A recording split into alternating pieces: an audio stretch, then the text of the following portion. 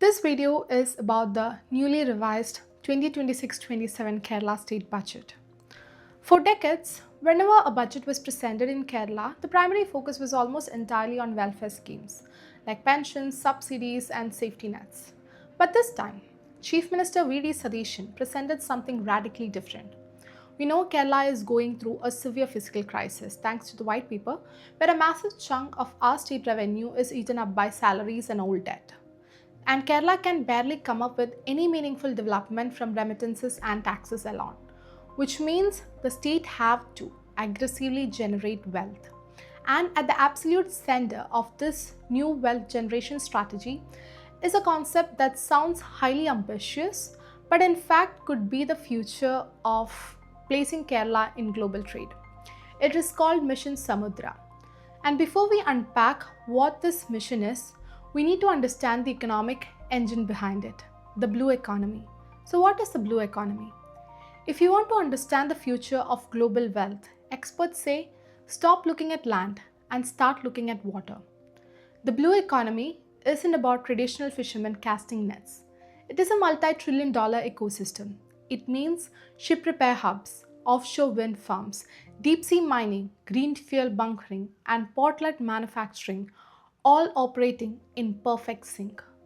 Countries like Singapore and Netherlands mastered this decades ago. They realized that a port isn't just a parking lot for ships, it's also a massive economic engine. In places like Dubai, roughly 28% of their entire GDP is driven directly by the maritime sector. So imagine a realistic example, which is Singapore. Singapore is a tiny island, as we all know, but it is incredibly wealthy. Why? Because they didn't just build a place for ships to park, they built an entire economy around their port.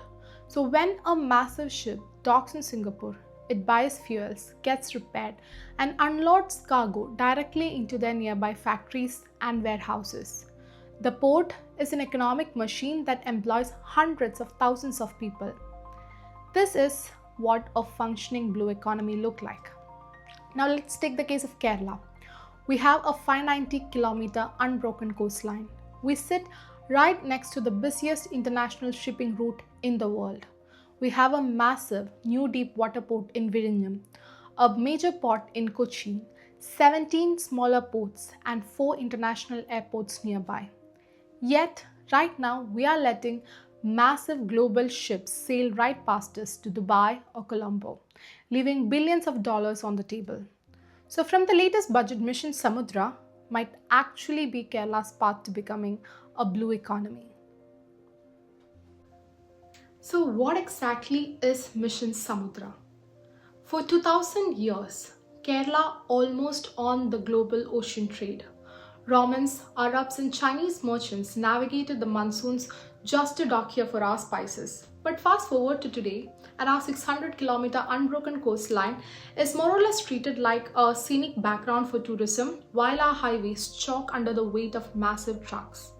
So, in a single sentence, Mission Samudra is a master plan to transform Kerala into a unified port state by physically and economically linking our 600-kilometer coastline, 2 international seaports, 17 minor ports, and inland rivers into one massive maritime economy.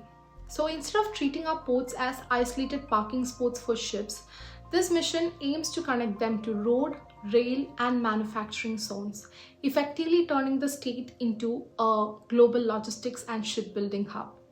So in a way, Kerala already has the basic infrastructure to pull this off. Let's also look at a few benefits. The first one is the massive logistics shift.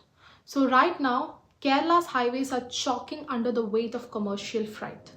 This mission aims to shift a huge percentage of that road cargo onto silent high-capacity barges navigating our inland waterways, so drastically cutting logistics costs and slashing carbon emissions.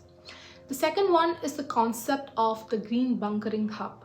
So at Vizhinjam, the plan is to capture the global shipping industry's shift to clean energy by making it India's first green bunkering port. It simply means a modern gas station for eco-friendly international ships. Third one is to become a job engine. The budget also announced a southern Kerala economic corridor, designating Alappuzha as India's blue economy capital, processing critical minerals in Kollam, and driving space tech in Trivandrum. So this ecosystem is designed to generate lakhs of high-paying industrial jobs, meaning our youth won't be forced to migrate to Europe or the Middle East for work. Now I know all this sounds really good on paper, but it does require a financial reality check. In order to build a world-class maritime hub with complete shipbuilding yards, connected rail networks, and green fuel stations, it requires tens of thousands of crores. And do you know how much the revised 2026 budget allocated for Mission Samudra? It's just 400 crore. Now let's be clear, 400 crore in the heavy maritime world is peanuts, but good enough to get it all started. It is basically just seed money meant to cover blueprints and lay out initial groundwork. Now, since the white paper released earlier by this government clearly tells Kerala do not have the money to build this themselves, therefore, the success of this entire mega project relies almost completely on public-private partnerships or PPP.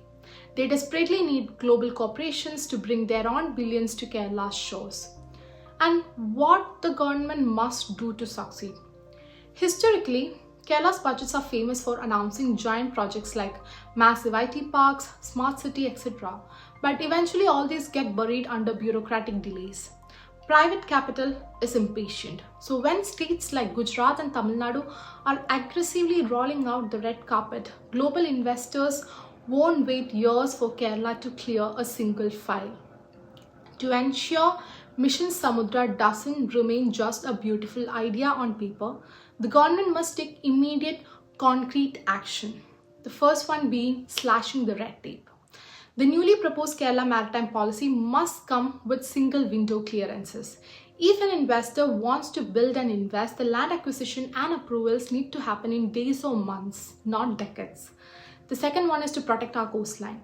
As we know, Kerala has a unique topography where we have battled devastating floods in the past along with an eroding coastline.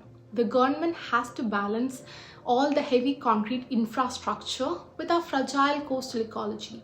They must ensure that the local fishing communities are made active stakeholders with reserved jobs rather than victims of displacement. The third one is there is a need for aggressive global marketing. The newly announced Invest Kerala cell cannot be just another government office. Kerala has a bad reputation when it comes to foreign investments. So the Invest Kerala team needs to operate like a corporate sales team, actively wooing global logistics giants with undeniable tax and operational incentives. As a concluding thought, for the first time in a long time, a Kerala budget has presented a roadmap that looks outward and forward, acknowledging that our geography is our greatest natural asset. We are sitting right next to the busiest shipping lane in the world. We have the ports, we have the coast, and we have the vision.